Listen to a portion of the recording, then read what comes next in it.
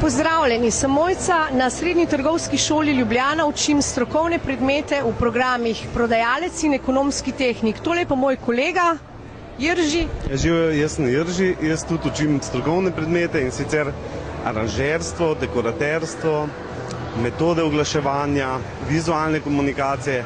To so predmeti, pri katerih se naučimo brati likovnega jezika in tudi delati stvari, risati, izdelovati sejmiščne prostore, naprimer, ki smo že glih na sejmu.